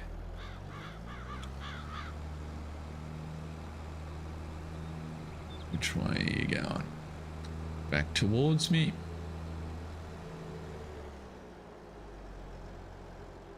Oh, that's right. You're flexible. You can go with the flow, Hodge 1. First waypoint. And seeding. Right. Turn you off. So let's get a tractor. Not that one. Let's go to this one. Let's push you. No, I don't want to lift you.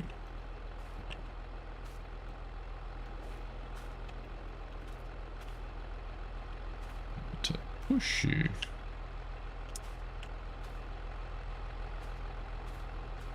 You're just being difficult, aren't you?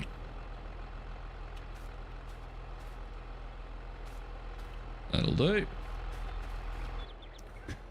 You're empty, so let's put the fertilizer back in.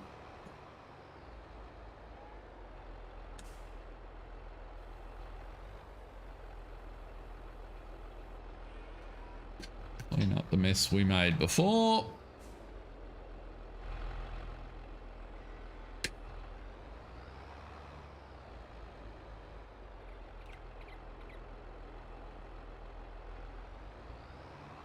There we go.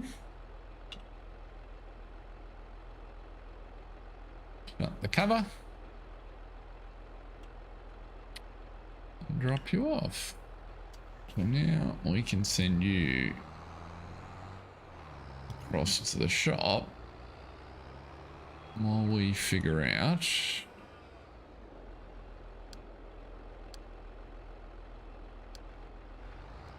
are you gonna go the other way? No, that's the long way. We'll just zip you through here.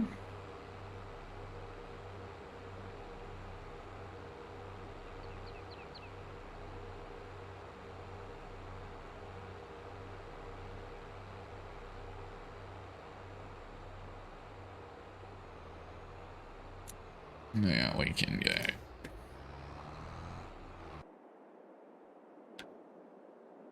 Really? You've been sitting there the whole time?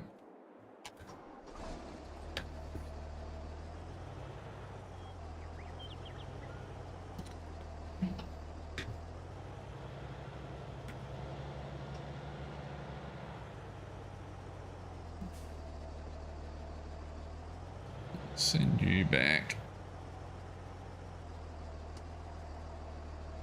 to potted tree load. We'll go up to the store.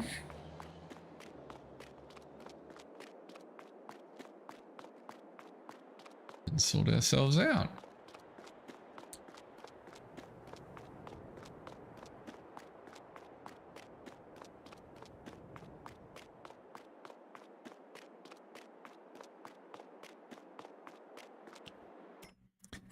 though. I think we do want to buy one of these. Let's just check.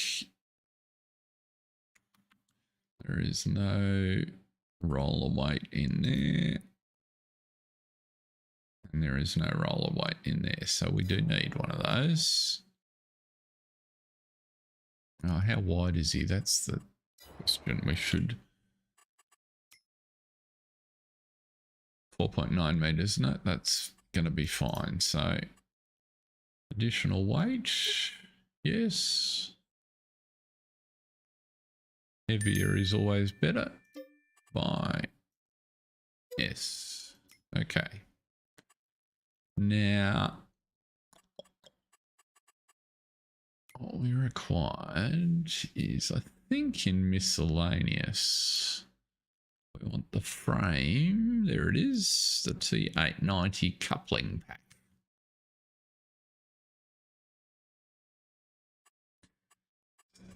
Because that goes with... I can put a harrow on it as well. I've got the rollers. We want... Oh, it's only 5,000, so that's not so bad. Wheel setup standard. Tread tires. No, standard's good. We don't want the harrows connection. We want standard. Colors are excellent. Let's buy you. Right. What's that?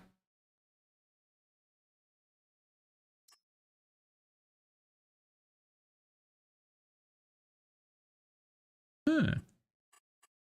Okay.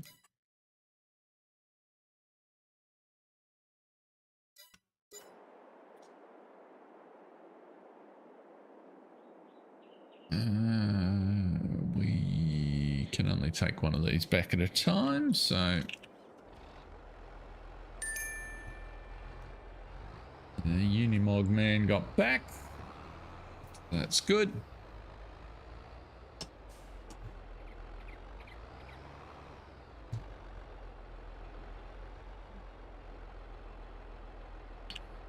So we will be in a position to buy some land. Why are you not towing properly?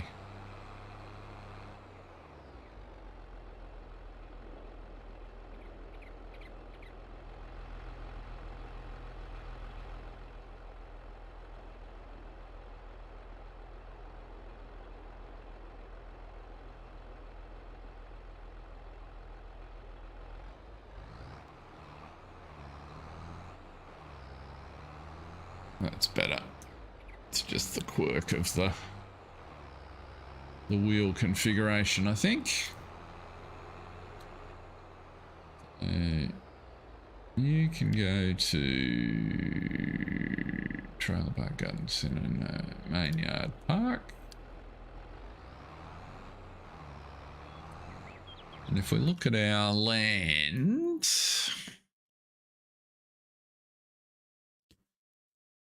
and we go here, this is the area we were looking at across the road. If you look at how it's broken into farmland, there's sort of 4 fields hiding there. And I'm thinking that actually field 151 at 93,000 is the best step into there, because you get, for some reason today it's not, there it is, 9 acres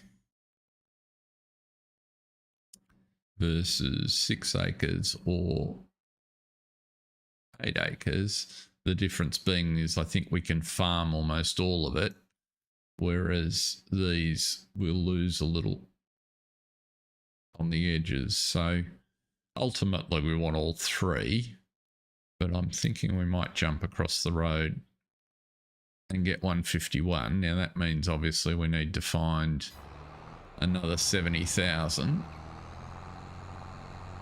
However, we've got more animals that we'll probably be able to sell next time. We've certainly got more trees and produce. So we're getting ourselves into position. Oh, and we will have milk. In fact, I think we've got milk we need to be taking across now. We might do that now that you're back. Put you over here in the park.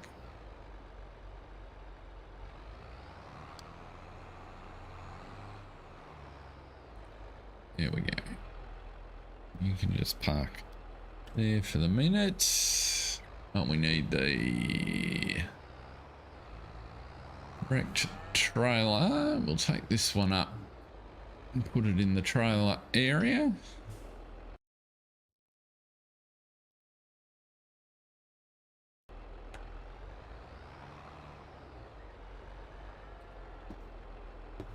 Looks like our wheat seeding is progressing quite speedily.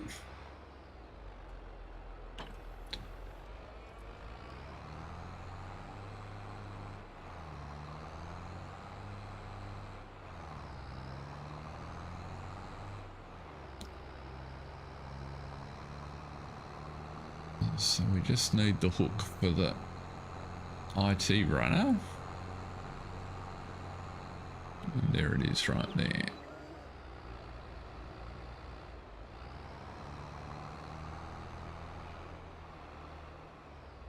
Just pop you here for now.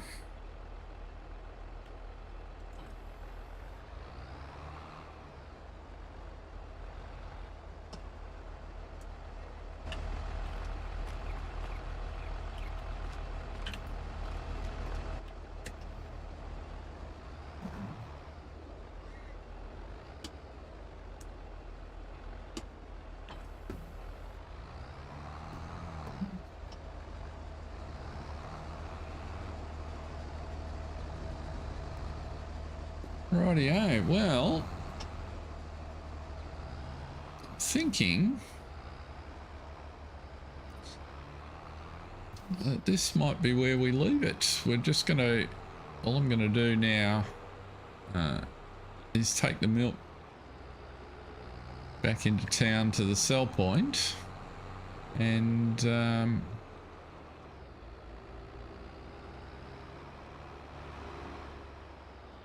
when the wheat's done, go over and roll both of those fields. So thank you everybody for spending time with us today here on Newlands. I appreciate your company. Have I got that the right way around? Let's you out there.